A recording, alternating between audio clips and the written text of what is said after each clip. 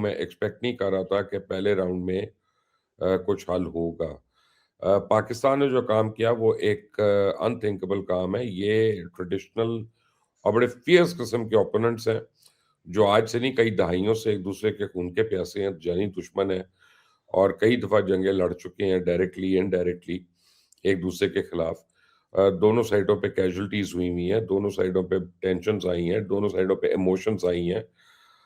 تو یہ کوئی گلی محلے کی جنگ نہیں ہے کہ پہلی دو دفعہ میں مل کر آپ نے ٹھنڈا کر لیا ایک دوسرے کو. بٹ باقی مزمل یہ چلے گا, میں آپ کو بتاؤں یہ ان ٹائم حل ہوگا. اور یہ کریڈٹ پاکستان کو دینا پڑے گا, پرائم منسٹر کو, فیلڈ مارشل کو, اسحاق ڈار کو, ڈپلومیٹک کمیونٹی کو, کہ انہوں نے یہ ایک امپاسبل کام کیا. اب دوبارہ ملنا بہت آسان ہے, اللہ کرے کہ وہ دن ذرا جلدی آ جائے. بٹ مزمل میرے ساتھ ہیں. السلام علیکم. وعلیکم السلام, کیا حال ہے مبشر بھائی؟ ٹھیک ہے میں آپ؟ ٹھیک ہوں, کیا کہیں گے آپ؟ دیکھیں, میرا یہ خیال ہے کہ کم از کم اتنا تو ہونا چاہیے تھا کہ دونوں پارٹیز یہ کہتی ہیں کہ ہم نے بات کی ہے اور ہمیں مزید بات چیت کا موقع چاہیے, اور ہم سیز فائر کو ایکسٹینڈ کر رہے ہیں فار 2 months یا فار 1 month تاکہ بات چیت کنکلوڈ ہو سکے. تو میں آپ کی والی تھیوری کو ضرور مانتا کہ دیکھیں ابھی دونوں خونوں کے پیاسے ہیں, 4 دہائیوں سے لڑائی چل رہی تھی, ایک نشست میں چیزیں طے نہیں ہو سکتی, لیکن کم از کم بات چیت آگے بڑھی ہے. لیکن اگر سیز فائر کی ایکسٹینشن کا کوئی اعلان نہیں ہے اور یونیلیٹرلی امریکن جیسے واپس چلے گئے ہیں اور وہ یہ کہہ کر گئے ہیں کہ ہم نے اپنی بیسٹ ڈیل ایران کی ٹیبل پہ رکھ دی ہے, now it's up to the Iran کہ وہ ہماری ڈیل مانتا ہے یا نہیں مانتا. تو مجھے ایسے لگتا ہے کہ امریکنز نے یہ کلیئر کر دیا ہے کہ دس از the best what we can. اب ایران کو وہ قابل قبول ہے یا نہیں ہے وہ ایران کی مرضی ہے. کل ایران نے یہ کہا ہے کہ ہمیں وہ قابل قبول نہیں ہے, جس کے بعد سب یہ کہہ رہے تھے کہ آج سنڈے کو بات چیت ہوگی, وہ بات چیت نہیں ہوئی اور جے ڈی وینس واپس چلے گئے. لہذا میں دوبارہ ملنے کی تو تب بات ہوتی جب ٹاکس کو جاری رکھنے کا اعلان ہوتا, دوبارہ ملنے کی تب بات ہوتی جب آپ یہ کہتے کہ جی ہم سیز فائر کو ایکسٹینڈ کر رہے ہیں. جب اگر کوئی ایگریمنٹ نہ بھی ہوتا تو اسلام آباد ڈیکلیریشن آ جاتا جس میں دونوں پارٹیز بات چیت جاری رکھنے کی کچھ کامن گراؤنڈز کی بات کر لیتی. دیکھیں, آپ کو میں ایک بات آپ کو بتاؤں کہ وزیر اعظم پاکستان کی اس بارے میں جو ٹویٹ ہے نا, جو ان کا سٹیٹمنٹ ہے وہ بہت امپورٹنٹ ہے. انہوں نے کہا ہے کہ جنگ بندی قائم رہے گی اور دونوں پارٹیز بات چیت رکھیں گی, اور یہ 14 دن کے لیے پاکستان پوری کوشش کرے گا بھرپور قسم کی کہ اس کا کوئی حل نکلے. تو دیکھیں, it's not the end of the world. آپ ایک بات سمجھیں مزمل صاحب, میری اور آپ کی لڑائی نہیں ہے کہ جس میں آپ نے فیصلہ کرنا ہے اور میں نے فیصلہ کرنا ہے. لیکن یہاں پہ پولیٹیکل سٹیکس بھی ہیں, یہاں پہ پورے ملک کے سٹیکس بھی ہیں, دوسری سائڈ پہ یہاں پہ انٹرنیشنل سٹیکس بھی ہیں اور پلیئرز بھی ہیں. اور کیونکہ وہ امریکہ صرف اپنے لیے فیصلہ نہیں کر رہا, اس کو اسرائیل کو بھی آن بورڈ لینا ہے, اس کو یو اے ای کو بھی آن بورڈ لینا ہے. سو آئی مین complex equations do not have simple solutions. It will take time. Sir they take time. میں کہتا ہوں جے سی پی او کو 20 ماہ لگ گئے تھے ہونے میں ایگری کرتا ہوں, بٹ دا ٹائم از کہ جب آپ کوئی ایشوز فریم کر لیتے ہیں کہ ہم ان 3 باتوں پر آگے چلیں گے اور اس کی ٹیکنیکلٹیز طے کرتی ہیں تو پھر ٹائم لگ جاتا ہے ٹیکنیکلٹیز طے کرنے میں. مثلاً اگر ان کے اور ان کے درمیان یورینیم انریچمنٹ پہ کوئی ایگریمنٹ ہو جاتا تو پھر اس کی موڈیلٹیز طے کرنے کے لیے یقیناً ٹائم چاہیے تھا کہ وہ آئی اے ای کے تحت ہوگا, وہ این پی ٹی کے تحت ہوگا, وہ کیسے ہوگا, اس کی ادھر کے ایکسپرٹس بیٹھتے ادھر کے ایکسپرٹس بیٹھتے. لیکن پہلے تو ایک سادہ ایگریمنٹ ہونا ہے کہ یورینیم کی انریچمنٹ ہوگی یا نہیں ہوگی. اگر مجھے جو اب تک میری بات ہوئی ہے 1-2 جگہ, وہ یہ ہے کہ دا بیسک ڈسپیوٹ از کہ امریکنز کہتے ہیں کہ ایرانینز should do not have a right of enrichment, zero enrichment پہ جانا چاہتی ہے امریکنز کی شرط ہے. امریکنز کا موقف ہے کہ ایران کے پاس 100 سال کا تیل اور گیس ہے, اس کو نیوکلیر سے سول نیوکلیر سے بجلی بنانے کی کوئی ضرورت نہیں ہے. اس نے توانائی کے لیے نیوکلیر استعمال کرنا ان ملکوں کے لیے وائبل ہی نہیں ہے جن کے پاس اپنا تیل اور گیس موجود ہے اور ایران کے پاس 100 سال کا ہے، تو یہ کہنا کہ جی وہ سول نیوکلیئر انرجی کے لیے یورینیم انرچ کرتے ہیں، یہ بات ٹیکنیکلی فیزیبل نہیں ہے، لہذا ہم زیرو انرچمنٹ پہ بات کریں گے۔ ایران یہ کہتا ہے کہ ایز این انڈیپینڈنٹ اسٹیٹ ہمارے پاس 5% انرچمنٹ کا رائٹ ہونا چاہیے، اتنی انرچمنٹ کا رائٹ ہونا چاہیے جو سول نیوکلیئر کے تحت این پی ٹی کے تحت الاؤڈ ہے۔ امریکن وہ انرچمنٹ کا رائٹ اب دینے کے لیے تیار نہیں ہے، لہذا جب آپ کا بیسک آئیڈیالوجی پہ ڈسپیوٹ ہو گیا تو آگے کیا بات ہوگی؟ بات تو تب ہوتی نا کہ اگر وہ کہتے ایران زیرو انرچمنٹ میں مان جاتا تو پھر اس کی موڈیلٹیز طے کر لیتے، 5% پہ امریکہ مار جاتا تو اس کی موڈیلٹیز پہ چاہے 1 سال لگ جاتا طے ہونے پہ کہ آئی اے ای کرے گا، یہ کرے گا۔ آپ کی پوری پہ یہ ہے کہ ہم 8 دن کے بعد 9 دن کے بعد جنگ کے لیے تیار ہو جائیں۔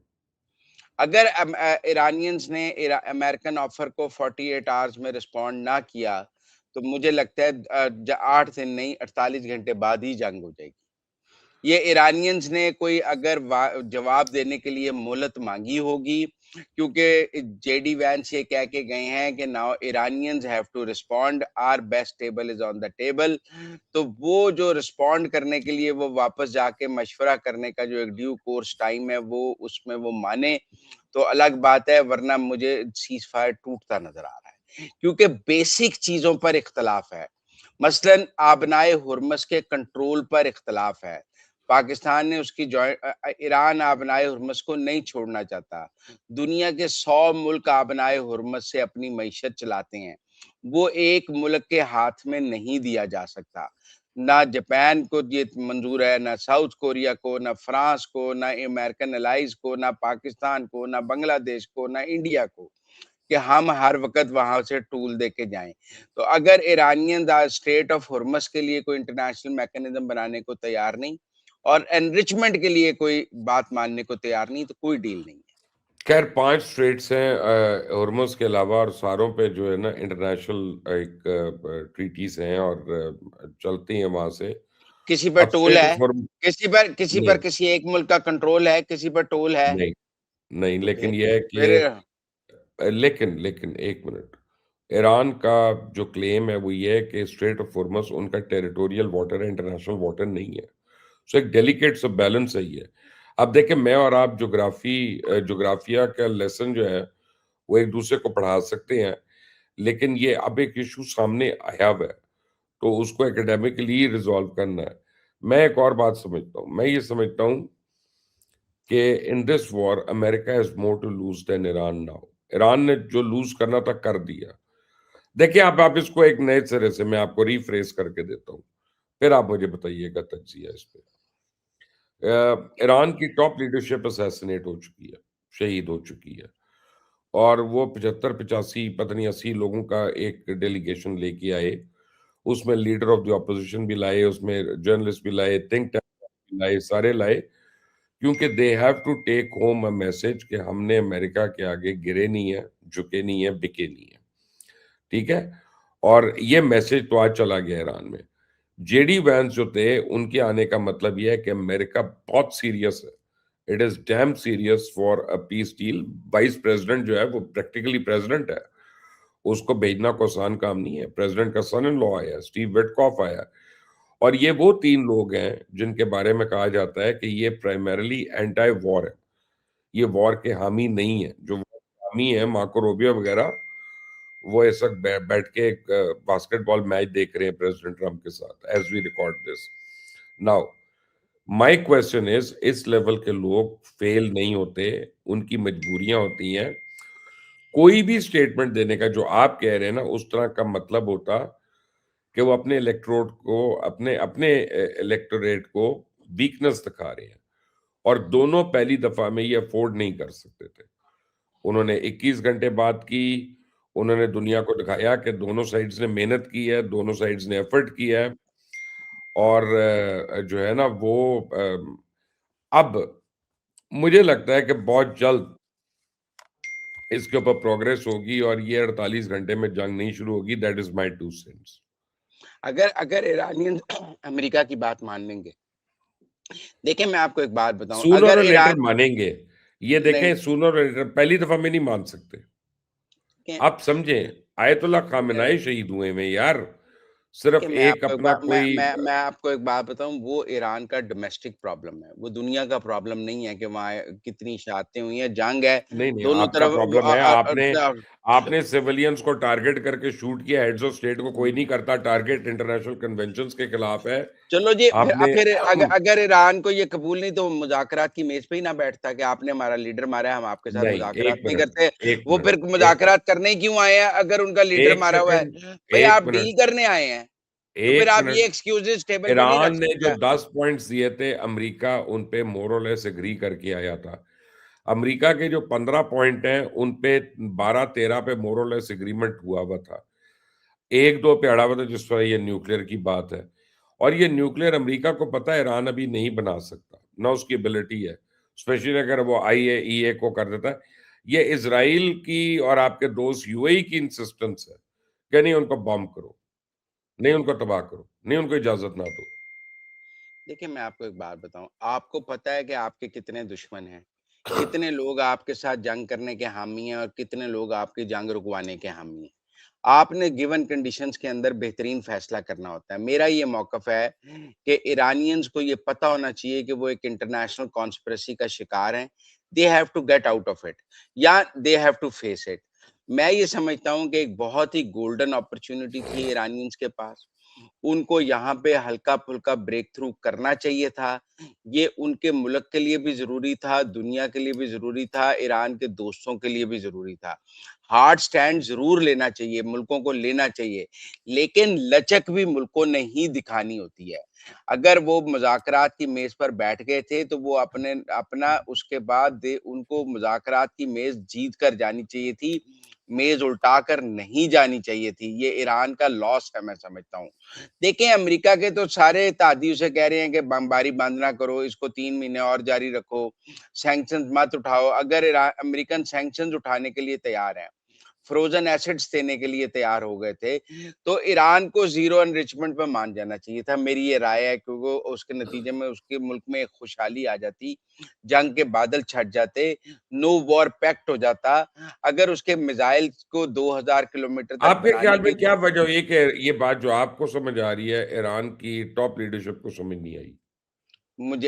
یہ تو 47 سال سے ان کی سمجھ، مجھے تو آج تک ایک بات سمجھ نہیں آئی کہ جب امام خامنائی صاحب نے یہ فتویٰ دے دیا کہ ہم ایٹم بم نہیں بنائیں گے اور یہ ایٹم بم جو ہے شریعت کے تحت جائز نہیں ہے، تو پھر دنیا کے اوپر ان کی یورینیم سے لڑائی کس یہ بات اب کی ہے؟ دوسرے دیکھو امام نے فتویٰ دے دیا کہ ہم بنائیں گے. تو پھر مذاکرات کی میز پر کیوں بیٹھے ہیں؟ پھر بنا لیں دنیا کو. یہ تو دیکھیں مبشر لقمان صاحب، میرا اور آپ کا تنازع ہے یورینیم کے انریچمنٹ پہ یا ایٹامک پہ. اگر میں نے ایٹم بم بنانا ہے تو میں آپ کے ساتھ مذاکرات ہی نہیں کروں گا، میں بناؤں گا. اور اگر میں نے نہیں بنانا تو پھر میرا مطلب ہے یا تو بنا لیتے. 47 سالوں میں 47 سال سے انہوں نے دنیا کو میں لڑائی ہے ایران کے ایٹامک پہ. 20 سال سے اس کے اوپر سینکشنز کیا 27 سال سے سینکشنز ہیں، نہیں لڑائیاں ہو چکی ہیں. زیادہ سے اس سینکشن ہے. یہاں تو پاکستان کی طرح، شمالی کوریا کی طرح، اسرائیل کی طرح بنا لیتے، اعلان کر دیتے from today I am atomic, تو دنیا ان سے ڈیفرنٹ بیہیو کر رہی ہوتی. نہ آپ بناتے ہیں نہ آپ چھوڑنے کو تیار ہیں. اب نہ بنانے کو نالائکی کہیں کہ آپ 20 سال میں بنا ہی نہیں سکے یا آپ کی پالیسی نہیں تھی، تو پھر آپ انریچمنٹ نہیں کیوں ہے، کر رہے ہیں؟ میرا نہیں خیال کہ وہ بنا سکتے ہیں. Not every country no matter how bright and brilliant they are can make nuclear. تو پھر انریچمنٹ ختم کرنے پہ کیا پرابلم ہے؟ مجھے تو نہیں سمجھ آئی. میرا مطلب ہے انریچمنٹ اچھا کریں، ناؤ بم واٹ بنان. نیکسٹ؟ اگر 48 گھنٹے میں شروع ہوتا ہے تو پھر کیا ہوگا؟ لڑائی ہوگی، دوبارہ پھر ہوگی. پھر پھر پھر